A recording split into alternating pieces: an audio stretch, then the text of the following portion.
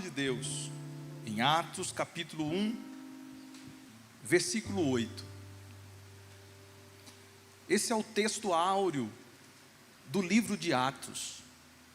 O livro de Atos dos Apóstolos também poderia ser chamado de Atos do Espírito Santo, porque afinal de contas este livro, ele narra a ação do Espírito Santo em toda a expansão do Evangelho de Cristo, e ele se utilizando de suas fiéis testemunhas.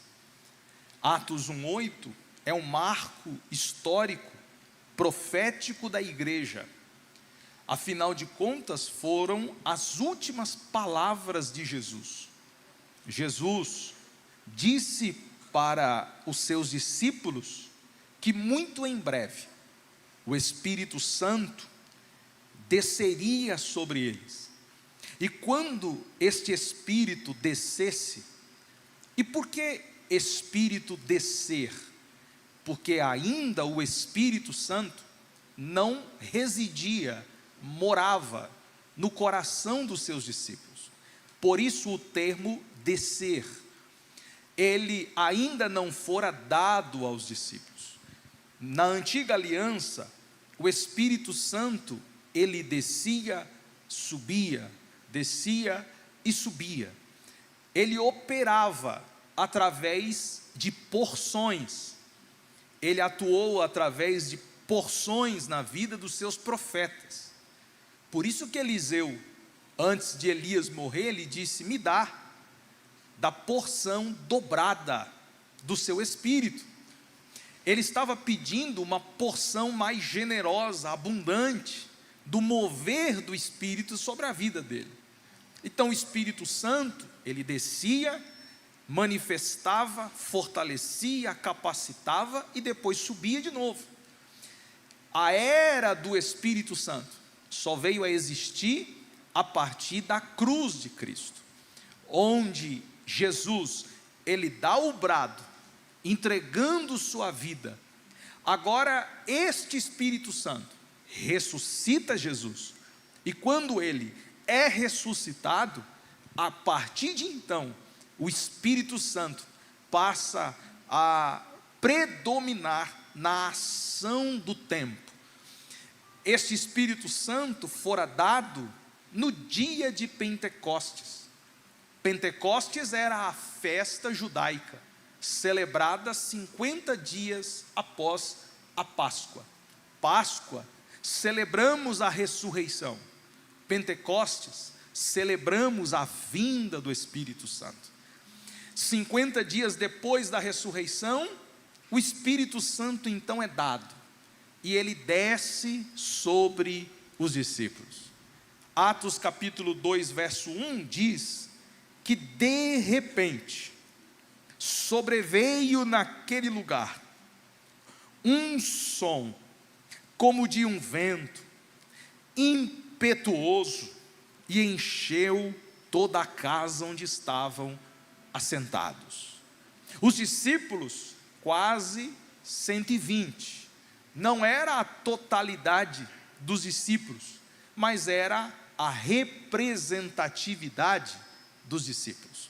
Esses 120 que de forma unânimes estavam ali concentrados em oração, quando eles não esperavam, cumpriu-se o dia, 50 dias exato, depois da ressurreição de Jesus, então ele desce, e ele desce como um som, como um vento, ele vai enchendo todo o ambiente em que eles estavam assentados. De repente, no versículo 3, apareceram entre eles línguas como que de fogo. Essas línguas inteligíveis, onde eles falavam de forma não compreensível por eles. Começou então o Espírito Santo utilizar-se destas línguas, no versículo de número 4, espalhar o entendimento delas para as multidões que os observavam. a partir das línguas que eram faladas dentro do cenáculo, então houve uma compreensão para os que estavam de fora. Porque aquilo que acontece dentro da igreja precisa ser manifestado lá fora na sociedade. Nós não buscamos línguas, poder e manifestação apenas para nós mesmos aqui dentro. O que buscamos é daqui para se manifestar lá fora. As pessoas lá fora precisam entender a mensagem que pregamos aqui dentro. As pessoas lá fora precisam receber as manifestações que acontecem aqui dentro. Porque se tudo acontece aqui, exclusivamente aqui e apenas aqui, nós vamos transformar o evangelho numa seita. E evangelho não é seita. Evangelho é transparente, é aberto, é acessível. Seita tem porta de entrada, mas não tem porta de saída. Você fica enclausurado ali dentro, sendo catequizado em doutrinas humanas, e ali, e somente ali, e para ali. O evangelho não é sobre isso. O evangelho é entender Jesus para revelá-lo lá fora. As pessoas precisam receber a mensagem que nós pregamos aqui dentro. Essas línguas se manifestaram, línguas de fogo. O povo que estava naquela redondeza começou a ouvir, no versículo 6, falarem na sua própria língua. A língua que eles falavam dentro começou a ser entendida para as pessoas que estavam lá fora.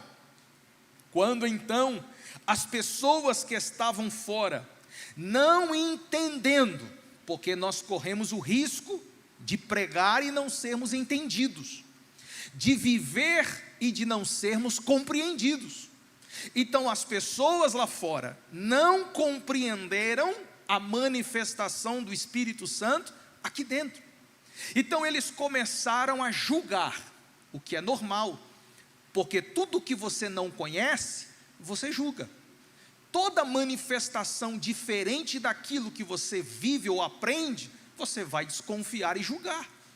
Então aquelas pessoas começaram a julgar e a dizerem entre elas: esse povo aí está tudo bêbado, olha que esquisito, olha o comportamento deles, olha a forma deles falarem, olha o jeito deles. Essa zombaria começou a acontecer nesse ambiente externo, porque normalmente quem não vive, quem não sente, quem não experimenta, certamente irá julgar. Então tome cuidado com aquilo que você não conhece, para você não julgar precipitadamente. Deus não nos deu este espírito de juiz, porque juiz é Ele. Nós observamos e analisamos, porque João fala que devemos examinar os espíritos. Examinar é tentar entender, examinar é perscrutar, ver a origem, o que está acontecendo, quais são os frutos disso, quais são os resultados disso, quais são as ações disso. Isso é examinar, é fazer perguntas para chegar em uma conclusão. Nunca julgue precipitadamente, porque infelizmente hoje nós estamos sentados na cadeira de juiz e qualquer coisa a gente julga. A gente escreve textos ofensivos nas redes sociais, a gente comenta, dá risada de coisas espirituais, e é muito perigoso transitar por esse caminho. Aquilo que você não entende, não emita opinião. Aquilo que você não compreende, não emita julgamento. Se tem dúvida, ore. Se tem dúvida, pergunte. Se tem dúvida, tente entender primeiro. O espírito de zombaria, que começou a perscrutar o coração daquele povo, começou então a julgar aquilo que estava acontecendo dentro da igreja. Então no versículo 14, no capítulo 2, Pedro então se levanta, porque alguém tem que se levantar, amém?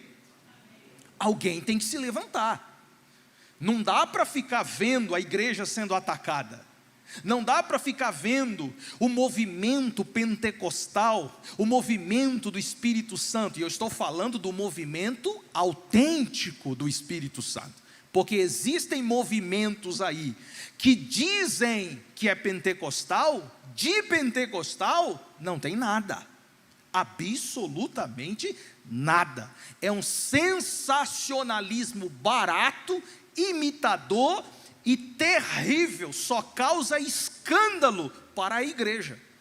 Esse movimento neopentecostal, um pseudo-pentecostalismo, não tem nada a ver com o movimento do Espírito Santo, absolutamente nada. Então nós não temos compromisso com esse movimento pseudo-pentecostal. O nosso compromisso é com o movimento pentecostal genuíno, onde o Espírito se manifesta, mas logo se entende. Conseguiu pegar isso? O movimento pentecostal é assim: o Espírito Santo se manifesta e tudo que é feito se entende, porque Ele mesmo se explica. Quem explicou as línguas não foram os discípulos, quem explicou as línguas foi o próprio Espírito Santo.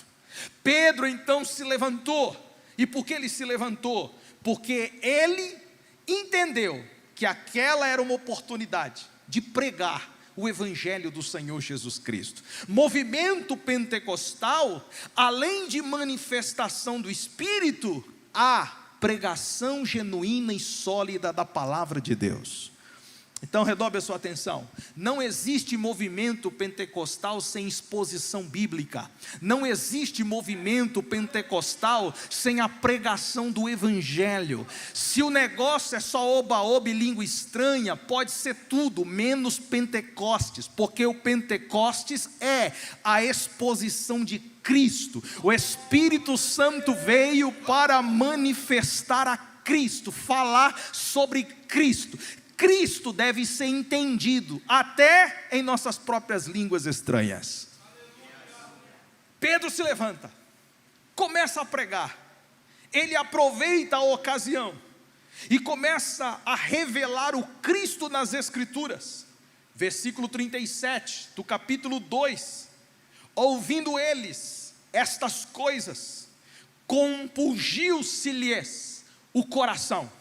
Essa expressão compungiu quer dizer entristeceu o coração. E por que eles entristeceram o coração? Porque à medida que Pedro foi pregando para eles, eles começaram a entender a posição inicial em que eles estão, isto é, pecadores, e agora o tanto quanto eles precisam de um Salvador, porque o homem precisa entender quem ele é e quem Deus é. Quem nós somos? Pecadores. Quem Deus é? Salvador de pecadores. Se eu sou pecador e Ele é que salva o pecador, então eis-me aqui, pode me salvar porque eu preciso dEle. Foi isso que aconteceu no capítulo 2, no versículo 37. Eles ficaram apavorados com aquela mensagem. E o texto diz que eles perguntam para Pedro: o que nós vamos fazer, irmãos?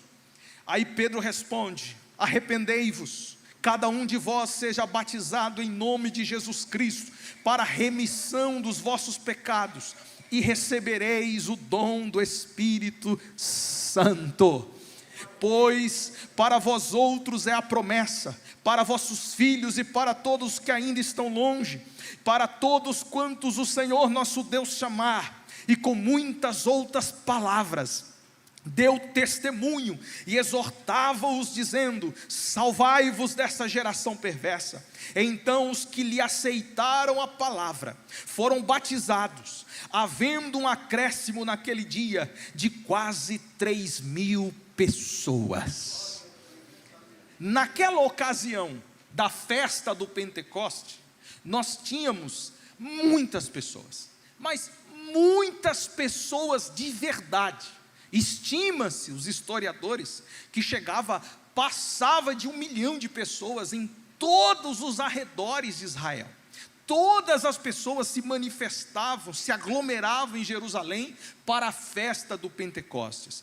É óbvio que nós não tínhamos todas estas pessoas ali ouvindo Pedro, porque Pedro não tinha microfone, não tinha expansão vocal, mas aonde sua voz ecoou, aonde sua voz chegou, o coração daquelas pessoas receberam a preciosa semente. Não se salvaram todos, mas se salvou um pouco, e o pouco que se salvou representou a totalidade, transformando aquele dia na primeira colheita do Evangelho. 3.000 pessoas disseram sim para Jesus. 3.000 pessoas entenderam suas condições de pecadores e aceitaram o Salvador Jesus Cristo como seu único e suficiente. Agora estas pessoas vão para o apóstolo Pedro, e Pedro traz elas para dentro do templo, e ali elas começam a perseverar, serem discipuladas, ensinadas, e o texto diz, no capítulo 4, coloque por favor, no capítulo 6, desculpa, capítulo 6, versículo 7, 6 e 7, e crescia a palavra de Deus, e em Jerusalém se multiplicava o número dos discípulos, e também muitíssimos sacerdotes obedeciam à fé. Então veja, o Espírito manifesta, Pedro se levanta, prega a palavra, 3.000 pessoas aceitam a Cristo, são batizados nas águas, são congregados no templo, e o capítulo 6, verso 7 vai finalizar, vai fechar a conclusão dessa fase. O Espírito Santo começa a fazer a palavra crescer, e em Jerusalém se multiplicava o número dos discípulos. Isso significa que não ficou apenas nos 3.000, houve outro acréscimo de discípulos. Os discípulos foram crescendo, porque se a palavra cresce, o número também de discípulos cresce. Se a palavra é valorizada, há um número significativo de cristãos e de discípulos que são gerados pela pregação desta palavra. Então observe que o movimento pentecostal, o movimento do Espírito tinha uma ênfase, a ênfase na palavra. As línguas vieram, o mover veio, e o mover é bom, o mover é gostoso, eu não estou pregando contra isso, só que a ênfase do Evangelho não era o mover, não eram as línguas, era a palavra. Movimento pentecostal tem como base a palavra de Deus. Se a igreja enfatiza mais os dons, enfatiza mais as línguas, enfatiza mais os movimentos, ela está fora daquilo que o Espírito Santo estabeleceu. A base da igreja, a tese da igreja, o foco da igreja é a palavra de Deus. É ela que tem que crescer, é ela que tem que gerar novos discípulos, é a palavra que tem que continuar avançando, e as pessoas se convertendo ao Evangelho de Jesus Cristo. Então aqui nós terminamos a primeira fase. Qual fase? Vocês vão receber poder. Vai acontecer que quando esse poder se revelar a vocês, vocês vão testemunhar o meu nome em Jerusalém. Primeira fase. Segunda fase, Judeia e Samaria. Terceira fase, confins da terra. Chegando nos confins da terra, Jesus estava dizendo, essa palavra não vai ter limites, ela vai alcançar todo mundo. Por isso ele disse em Marcos 16, 15, ide por todo mundo e pregai o Evangelho. Essa palavra não vai ficar confinada no cenáculo de Jerusalém. Essa palavra vai transbordar pelas regiões ímpias e pagãs de Samaria. Essa palavra vai transbordar sobre a idolatria e as pessoas que não me conhecem nos confins da terra. Essa palavra vai alcançar multidões de coração. Pode se levantar Nero, pode se levantar Satanás, pode se levantar as trevas inteiras, mas a palavra vai continuar crescendo e avançando. Ela vai chegar em São Sebastião, na Rua Ipiranga, ela vai chegar nesse ambiente e vai continuar expandindo e crescendo. A palavra é viva, ela é eficaz, ela é poderosa, ninguém pode pará-la, ela é linda e poderosa e continuará crescendo. Aleluia, glória a Deus. Terminamos a primeira fase. Entramos então na segunda fase. Essa palavra precisava sair de Jerusalém. Essa palavra precisava transbordar. E como foi que esta palavra transbordou?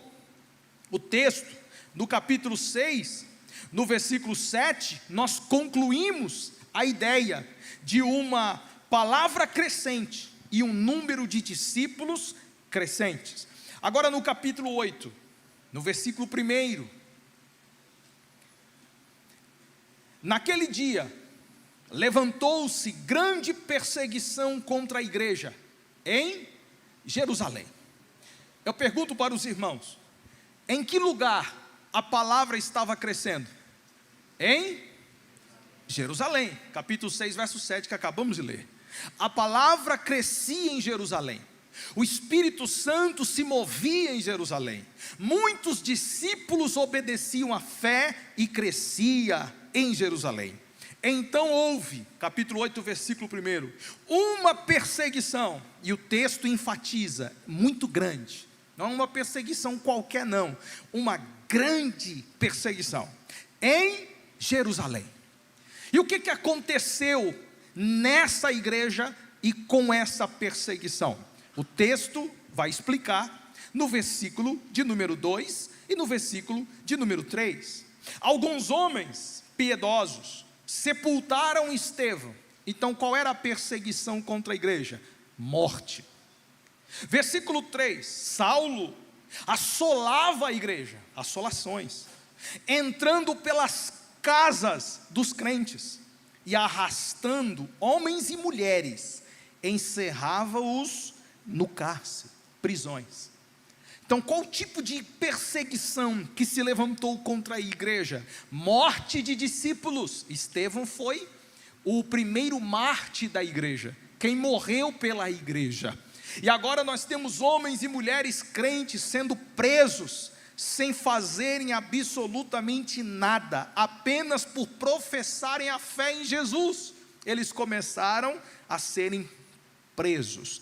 Então nesse panorama, nós podemos do lado de fora pensar, espera aí, a palavra está crescendo, a igreja está expandindo, então a perseguição veio para frear o crescimento. Então a perseguição veio para bloquear, neutralizar o crescimento. Mas aquilo que veio para parar, redobre a sua atenção nisso, por favor. Aquilo que veio para frear, acelerou o crescimento. Isso aqui é paradoxal, irmão. Isso aqui a gente precisa entender de verdade. Algo que veio para nos parar, algo que veio para nos impedir, acelerou o crescimento, acelerou o processo.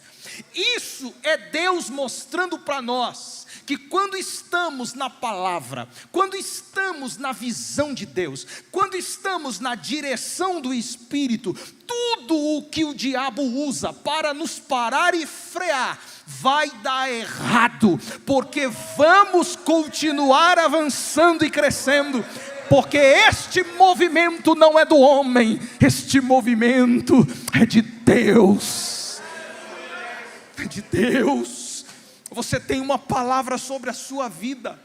Ande nesta palavra, creia nesta palavra, viva esta palavra, e não se preocupe com as perseguições, com as tribulações, porque tudo que vier contra a tua vida contribuirá para você continuar crescendo, crescendo e crescendo.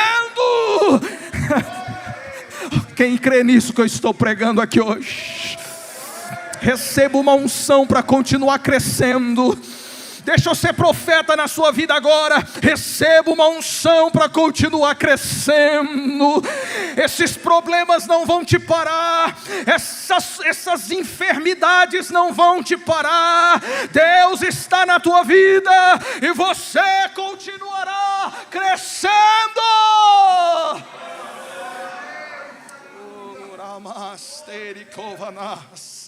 Então a perseguição veio. Crentes mortos, crentes presos. E agora, o evangelho vai parar de crescer? Não, porque no versículo 4, diz o texto, que enquanto Jerusalém estava perseguida, enquanto Jerusalém estava tendo crente preso, no versículo 4, os que foram dispersos, porque a perseguição veio e começou a dispersar os crentes de Jerusalém. Agora esses crentes de Jerusalém saíram por toda parte, que coisa poderosa, pregando a palavra de Deus. O diabo veio para impedir o crescimento da palavra, mas a palavra continuou sendo pregada. O diabo veio para frear o crescimento da palavra, mas a palavra continuou sendo pregada, porque a palavra é viva, a palavra é viva, a palavra é viva. Aleluia! As pessoas foram pregando a palavra por toda a parte. Aqui nós começamos a segunda fase. A fase da Judéia, a fase de Samaria. Jerusalém estava concluída, perseguição virou uma chave. Essa chave dá início à segunda fase. Agora nós temos um ícone que prega o evangelho em Samaria, chamado Filipe. Filipe desce em Samaria, ele começa a pregar Jesus. Houve grande alegria na cidade, no versículo 8, sinais, prodígios, milagres, espíritos imundos eram repreendidos, homens e mulheres, no versículo 12, eram batizados, desciam as águas, e houve grande mover do Espírito Santo naquela cidade. Versículo 14, capítulo 8.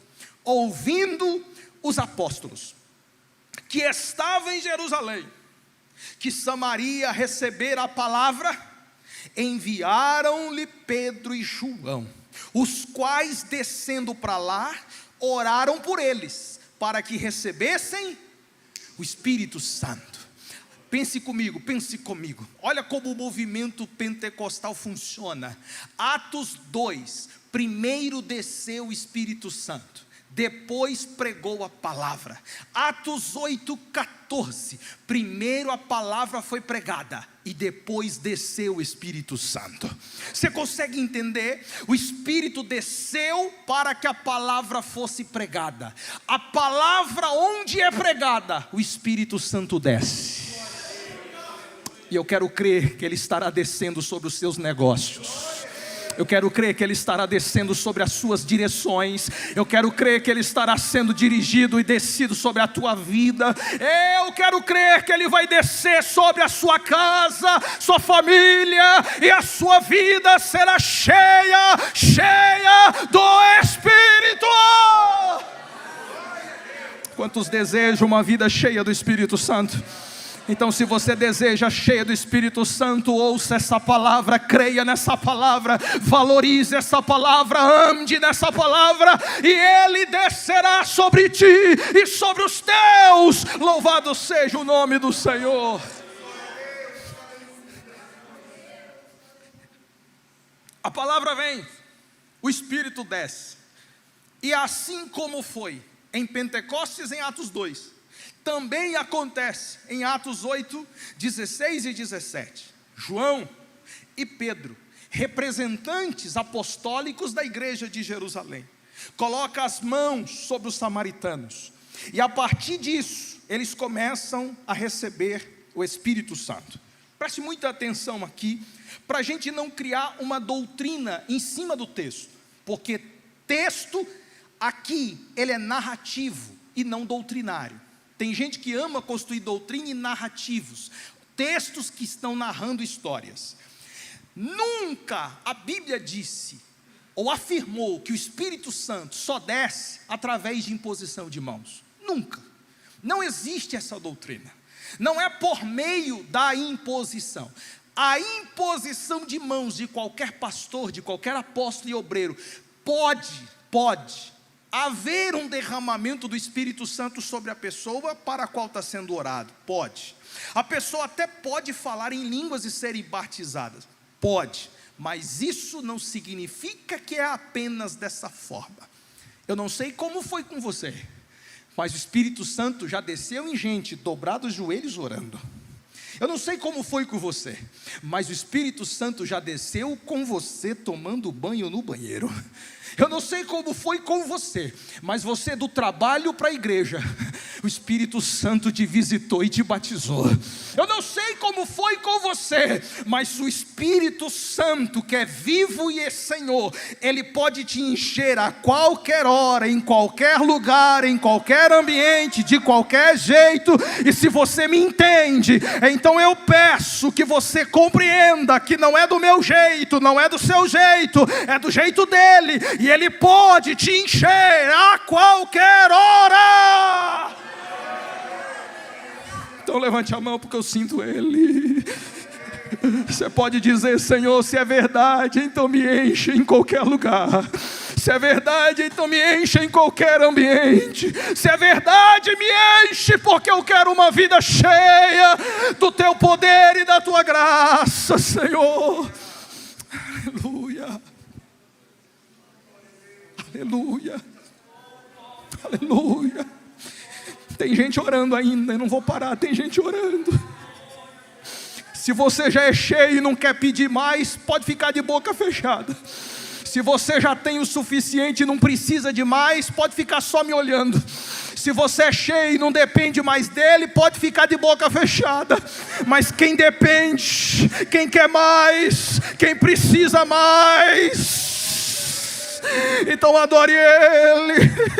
Quem quer mais, quem precisa de mais, quem entende que Ele precisa derramar, então adore o nome dEle.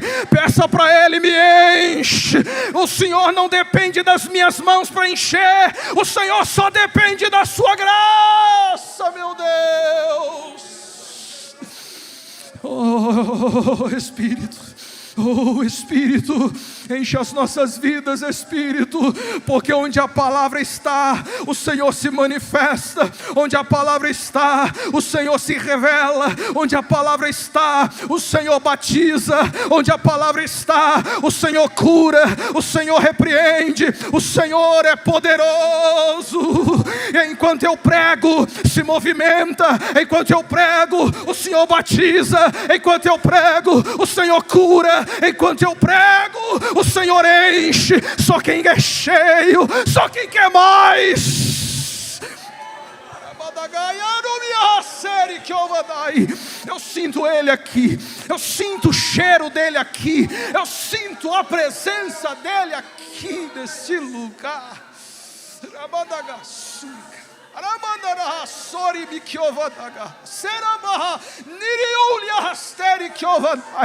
Isso é Pentecostes, é a manifestação do Espírito pela exposição da palavra de Deus. Aleluia, aleluia, oh glória a Deus, aleluia. Pastor, por que que Pedro e João vieram para o Espírito Santo descer naquele lugar? Já não bastava o próprio Filipe, que era o pastor e pregador de Samaria, ele próprio colocar as mãos e o Espírito Santo encher aquele povo, será que já não era suficiente? Sim. E por que então precisou João e Pedro vir lá de Jerusalém, quase 30 quilômetros, quase não, mais do que 30 quilômetros, quase 60 quilômetros, para eles descerem para aquele lugar, para eles colocarem as mãos? Será que Pedro e João eram super pastores? Será que Pedro e João tinham o dom de colocar a mão e o povo receber, como Simão entendeu?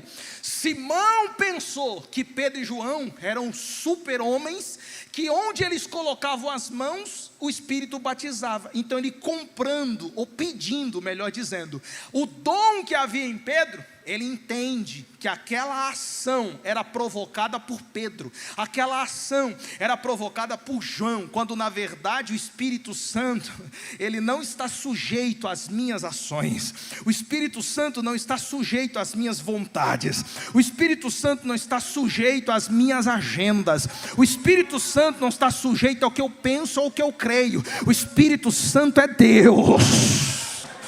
Ele usa quem quer, enche quem quer, batiza quem quer, faz o que quer. Por que então precisou Pedro, pastor?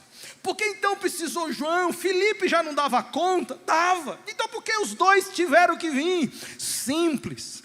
Porque o que Jesus começou em Jerusalém precisava estar conectado com o que estava acontecendo agora.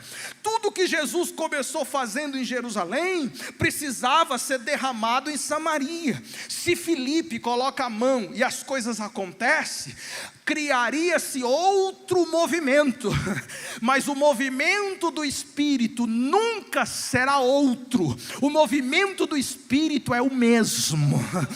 Ele é único, presta atenção, o Espírito que se movimenta hoje, é o mesmo que se movimentou lá no Gênesis, o Espírito que se movimenta hoje, é o mesmo que se movimentou em Atos 2, o Pentecoste de hoje, é exatamente o mesmo de Jerusalém, não tem diferença, Ele é o mesmo, a língua é a mesma, a palavra é a mesma, o poder é o mesmo.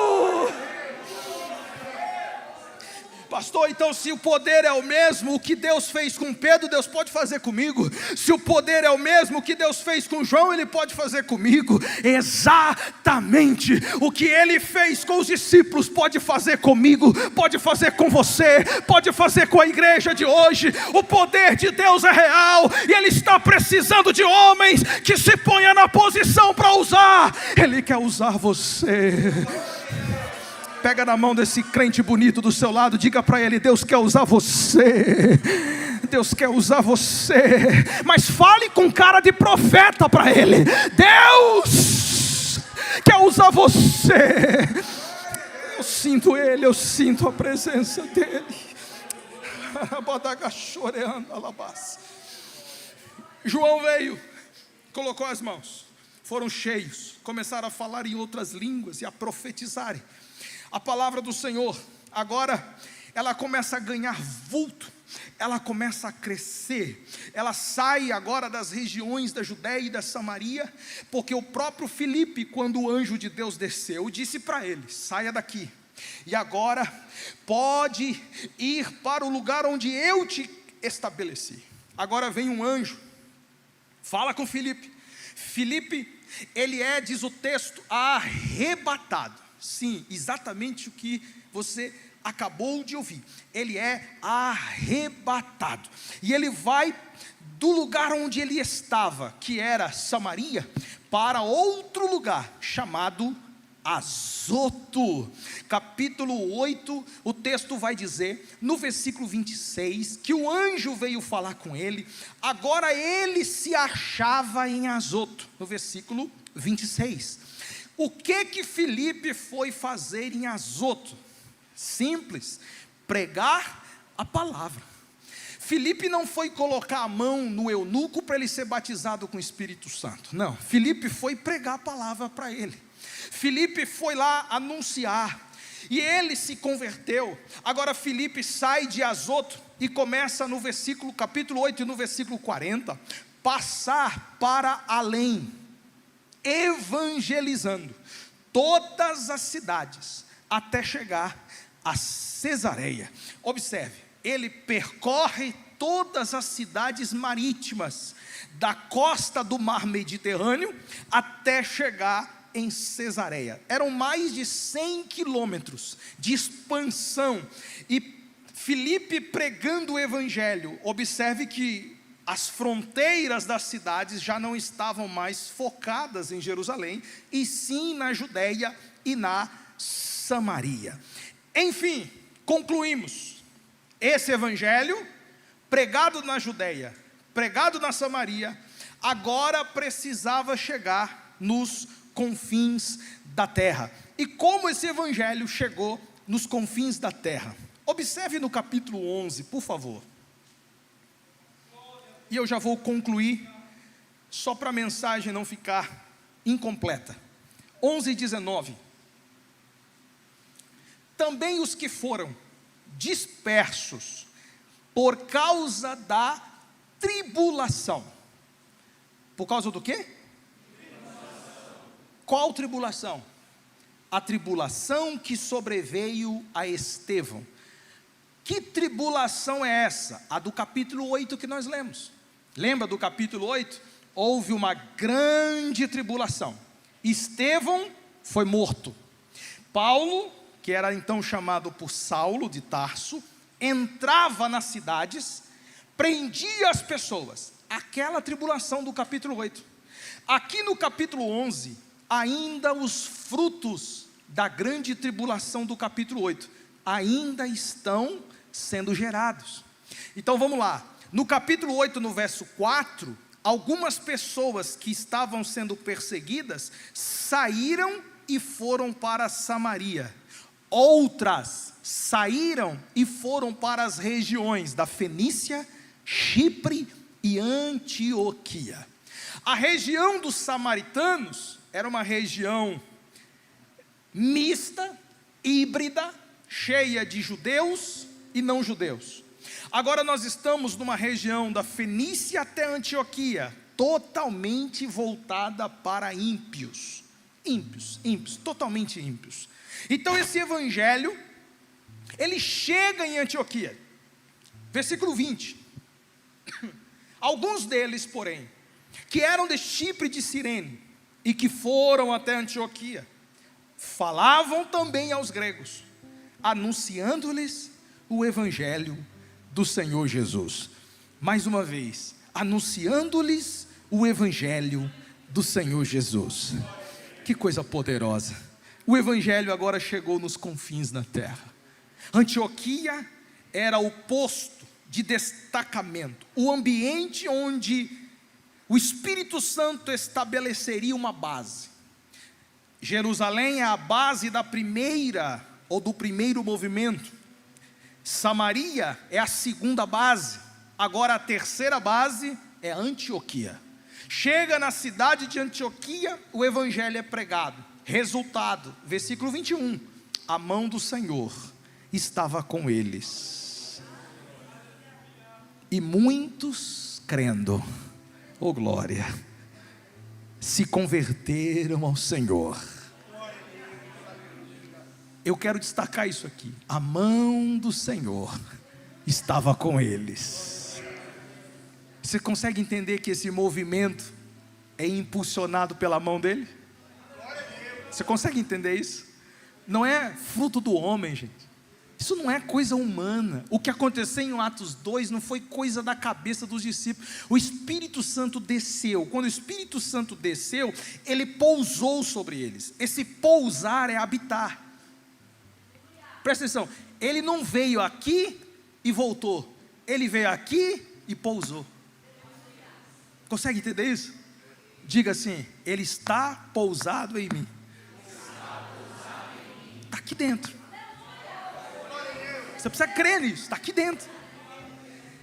E o fato dele pousar em você, estar em você, ele impulsiona você. É a mão dele, Deus, impulsionando você. Então o que aconteceu quando aquela perseguição veio em Atos 8? Foi a mão de Deus que começou a empurrar aquele povo. Pode sair de Jerusalém agora, vai. Eu vou para onde? Você vai para onde eu te conduzir, porque a mão de Deus é soberana, ela conduz a gente para onde ela quer. Tem momento que a gente quer ir para cá, pastores, a mão faz assim, ó, não, você vai para cá. Tem momento que a gente quer ir para cá, obreiros, aí a mão fala, não, você vai para cá, você anda para onde eu quero, do meu jeito. É assim que funciona. É assim que funciona. A mão foi empurrando eles para Samaria. Aí começou a pregar o evangelho lá. E o que aconteceu depois? A mesma mão foi empurrando outros. Parece que eu vejo a mão esquerda fazendo assim, ó, vai um punhado para lá, e a mão direita fazendo assim, vai um punhado para cá. E por que a mão se movimenta empurrando? Porque quando ele nos empurra, o evangelho cresce. Quando ele nos empurra, a palavra cresce. Então chega um grupo de gente em Antioquia, começaram a pregar o evangelho aos gregos, ímpios. Versículo 21, muitos, não foram poucos não, muitos creram e se converteram. Agora olha que coisa linda, versículo 22. A notícia, o que houve lá em Samaria, quando Filipe pregou, que nós acabamos de ler, a notícia. A notícia de conversão em Samaria chegou lá em Jerusalém. Quem foi para lá? João e Pedro. Capítulo 11, a notícia deles chegou aos ouvidos da igreja de Jerusalém. Vocês começam a entender que a igreja de Jerusalém era sensível para ouvir a notícia? Vocês começam a entender que o fato de a perseguição chegar em Jerusalém não tirou a sensibilidade deles ouvirem? Algumas pessoas pegaram, outras não pegaram, mas eu vou repetir para todo mundo pegar. A igreja de Jerusalém, estava todo mundo concentrado lá. A perseguição veio. Quando a perseguição veio, era para tentar fazê-los parar. Só que além de não parar, ela se tornou, a igreja, mais sensível em ouvir. A perseguição tem o poder de te tornar mais sensível. Amém? Dá só uma olhadinha para o seu querido irmão. Fala para ele, a perseguição dói, mas te torna mais sensível. Aleluia. Te torna mais sensível. Você começa a ouvir melhor. A perseguição chega, você fica mais sensível e começa a perceber as coisas melhor. A igreja percebeu o que estava acontecendo em Samaria. Pensa que os irmãos de Jerusalém ficou com ciúmes? Não. João, Pedro, vai para lá, porque os nossos irmãos estão recebendo a palavra. Aí quando Pedro e João vai para lá, o que ele faz? Jerusalém e Samaria, eles conectam, diga conectam. E para que conectar, pastor? Porque Jerusalém não é uma coisa, Samaria é outra. Jerusalém é uma coisa, Samaria é conectado. Faz parte. O que está acontecendo lá, está acontecendo aqui. O que é daqui é de lá. Deus é um só. O corpo não está dividido. O corpo é um só. Agora o evangelho chegou nos confins da terra. O que acontece? Aconteceu a mesma coisa. A notícia chegou lá e eles enviaram para lá. Agora não foram os apóstolos, João e Pedro que foram, e sim Barnabé. Barnabé, quando chega em Antioquia, ele chegou representando os apóstolos. E qual é o objetivo de Barnabé? Conectar os confins da terra com Jerusalém. Se Samaria foi conectada com Jerusalém, Antioquia também foi conectada com Jerusalém. Por quê, pastor? Porque o que o Espírito desceu em Jerusalém conectaria todos os outros lugares através do que aconteceu lá. Nós não estamos desconectados da história, nós fazemos parte da história. Eu faço parte da maior história pentecostal já existente. Nós fazemos parte do mover do Espírito Santo de Atos dos Apóstolos. Eu termino. 23. Tendo ele chegado, ele viu a graça de Deus. Ele percebeu logo, meu Deus, o que está acontecendo aqui não é coisa do homem. Ele se alegrou, porque ele não foi ali para fiscalizar, ele foi ali para se alegrar. Glória a Deus. Gente ciumenta vai para fiscalizar. Gente ciumenta vai para fiscalizar. Quero ver se Deus está lá mesmo. Isso é gente ciumenta. Quero ver se esse negócio é de Deus. Isso é gente ciumenta. Agora, quando você entende a graça, entende a multiforme graça que Deus ele faz de diferentes maneiras, que não é um quadradinho, que não existe um padrãozinho. Não, se ele não tiver desse jeito, não é de Deus. Se não tiver assim, não é de Deus. Se ele não segurar o microfone assim, não é de Deus. Se ele não usar gravata, então não é de Deus. Se ele tem barba, ele não é de Deus. Pelo amor de Deus, nós não estamos presos nesses ritualismos humanos. Deus é soberano e Ele faz o que Ele quer. A obra é dele, o mover é dele, a presença é dele. Para com isso, tira essa religiosidade da sua cabeça. Ele faz o que ele quer, quando quer e do jeito que ele quer.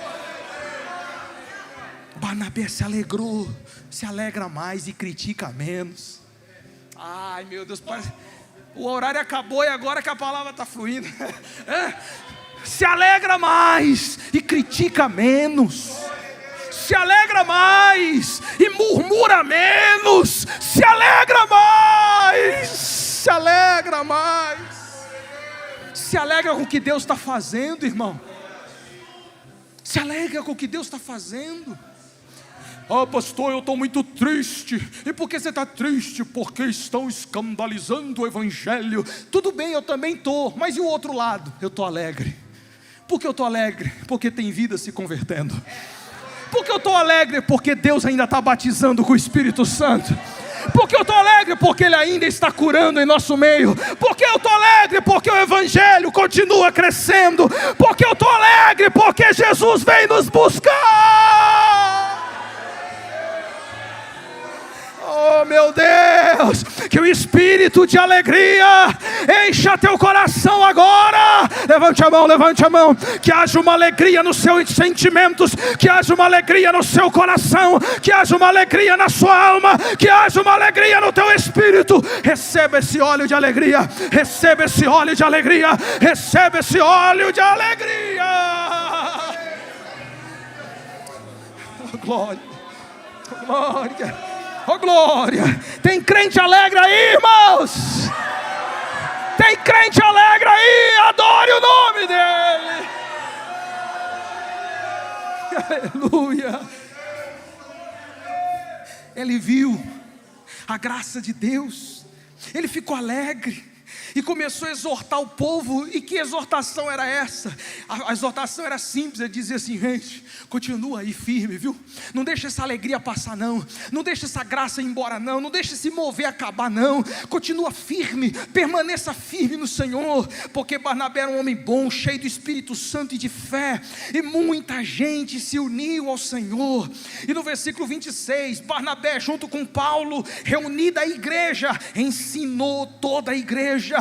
E todos naquele ambiente de Antioquia foram pela primeira vez chamados de cristãos.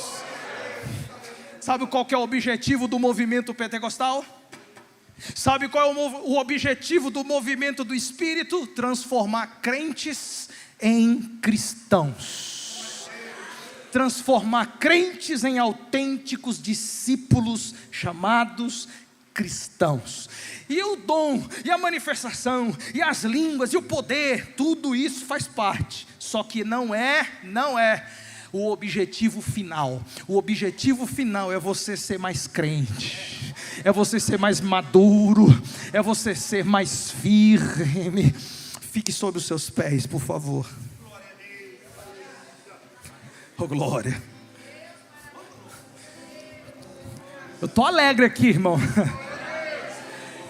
Tem uma alegria transbordando no meu coração. Estou sentindo uma alegria aqui, nesse altar. Porque onde a palavra é pregada, o coração se alegra. Aleluia. Eu não sei como está o seu, mas o meu está radiante aqui. Eu estou sentindo ele aqui, sério mesmo. Eu não estou falando isso para te sensibilizar, não. Eu estou sentindo de verdade aqui. Tem uma alegria aqui. Aleluia. Ai, meu Deus.